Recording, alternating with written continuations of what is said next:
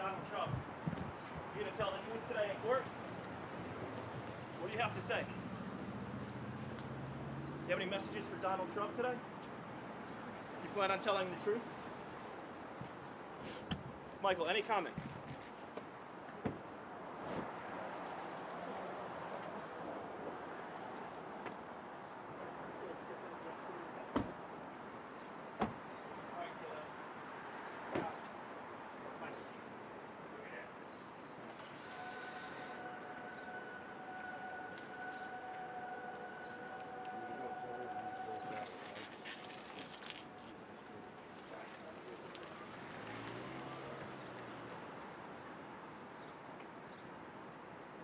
It's embarrassing, okay? So look, who have we got here? JD Vance, Eric Trump, Tommy Tuberville. What is the point? What is the point? And the networks just show it garbage. Anybody did. I hear the crowd was not shown by the mainstream media, which is what they tell me, but that's par for the course. A couple of quotes that just came out. Fareed Zakaria, no friend of mine. The Trump trial is politically motivated. I doubt the New York indictment would have been brought against a defendant whose name was not Donald Trump. Mark Levin, great guy, brilliant man. Our judicial system has blown up. It's broken. Andrew McCarthy. Trump should be acquitted in Manhattan, wholly independent of the plethora of constitutional infirmities in the prosecution. It should be thrown out for the most basic of reasons. Bragg cannot prove his case. Got no evidence. And I'm innocent. This is a political witch hunt, and nobody's ever seen anything like it. And I tell you what, the appellate division on the judges should step in, because what this judge is getting away with is disgraceful, including the fact that we have thousands of people, we had 100,000 people in New Jersey. They would like to show their support. It's like an armed camp outside. You can't get one person within 3 blocks of this courthouse. Greg Jarrett, we're not, I mean, you take a look at this statement. We're entering the 4th week, and there's still no evidence whatsoever connecting Trump with any criminal wrongdoing. A crime that's not charged. It's a crime that, in which prosecutors won't even tell the defendant what it is. I have no idea what they're even doing. We have records, and they talk about bookkeeping. The only thing down in the bookkeeping is that we call a legal expense a legal expense. We don't call it a construction expense. We don't say for concrete work. We don't say for electrical work. We pay the lawyer a legal expense.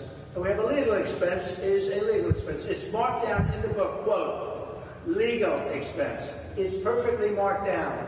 The other side doesn't know how to handle it, but they say, let's indict him anyway, because that's what Biden... This all comes from Biden in the White House, by the way.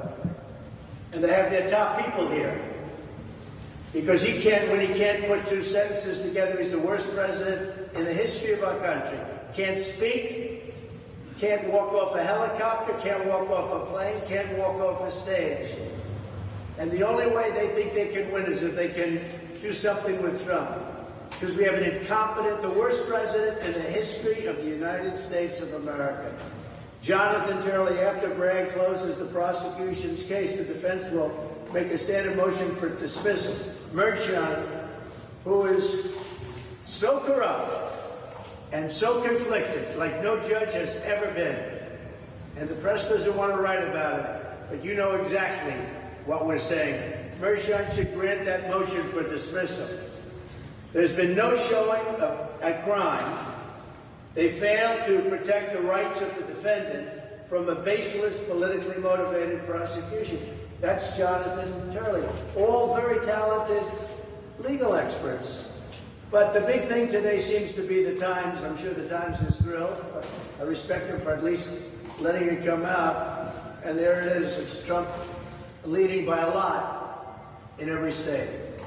Every swing state leading by a lot. This trial is rigged.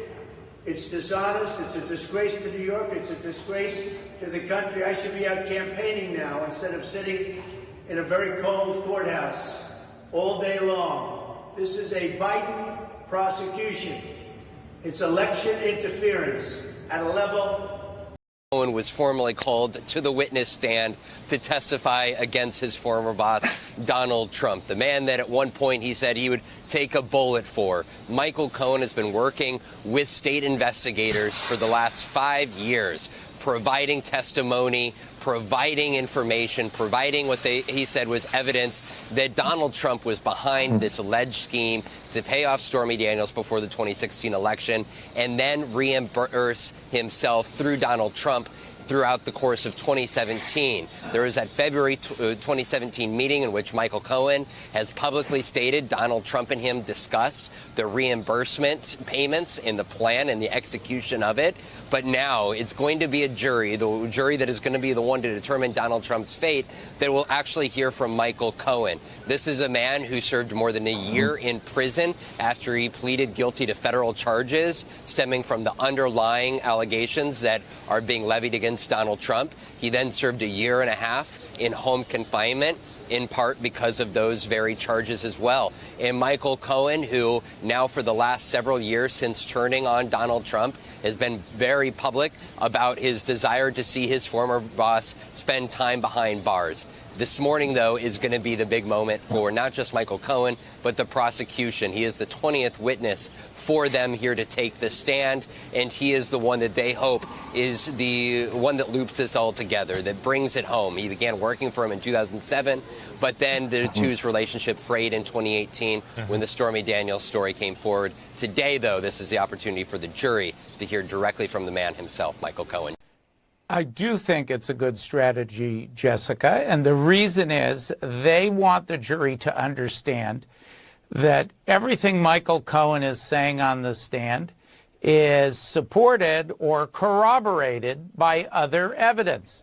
So, for example, Cohen will testify that Donald Trump was part of that payment to Stormy Daniels to benefit his campaign, setting up the underlying crime, alleged, of campaign finance and election law violations that you need to make this document falsification a felony. Well, we had the trial opened by David Pecker, who testified he was in a meeting with Cohen, Donald Trump, at Trump Tower, where they agreed to do these kinds of deals in order to benefit the campaign. So as you go through step by step, they've built up a mountain of supporting and corroborating evidence so that instead of the jury taking a leap of faith, it's a small hop with Michael Cohen. A small hop. So, Mika, before the trial started, I said that I expected Michael Cohen sort of to be like the narrator or the tour guide here, that he's the one person other than Alan Weisselberg who won't be testifying, who might have had a view of the entire narrative here from start to finish, from that August 2015 meeting where David Pecker, Michael Cohen, and Donald Trump devised the conspiracy for how they were going to use American media and specifically the National Enquirer to ensure Donald Trump had his best chance at election, all the way through the end of 2017 when the repayment scheme was finished. But I was wrong about that. Instead of being the narrator, think about Cohen today as sort of the sum up guy, and specifically the guy who's going to fill the gaps that can't be filled by other witnesses. There are several episodes here that are uniquely within Michael Cohen's knowledge and for which there is no substitute, specifically conversations that he had with Trump in which Trump may have, as he put it when he pled guilty in August 2018, directed him specifically to ensure that the payments to Karen McDougal and Stormy Daniels were made. And then after the election, any conversations that they had that would tie Trump directly to that repayment scheme that prosecutors allege constituted 34 counts of falsification of business records. We've seen evidence to date that those payments were in fact disguised as payments for legal services that were never rendered, pursuant to a retainer agreement that seemingly didn't exist. But what we haven't seen so far is any direct evidence that Donald Trump himself directed that. At best, we've seen a piece of paper showing that Alan Weisselberg, his trusted deputy and the former CFO, sort of sketched out exactly how this repayment scheme was going to work. We also know that Donald Trump himself signed 9 checks attached to which there was paperwork saying they were for legal services and they were for a retainer by each month. Count on Michael Cohen then today to start filling those gaps in the already substantial evidentiary record, but they're gaps only Michael Cohen can fill. Donald Trump's prison cell, the surroundings are like any other small enclosed space. The walls are gray concrete, and a narrow cot with a thin mattress is the only piece of furniture. A tiny metal sink and toilet combo sit in one corner, while a small barred window allows a sliver of natural light to filter in.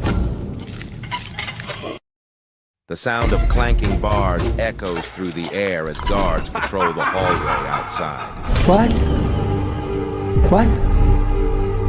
What is...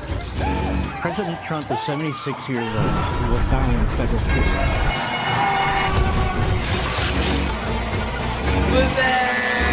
Trump spends his days pacing the limited floor space. The once powerful man now finds himself in a place of confinement.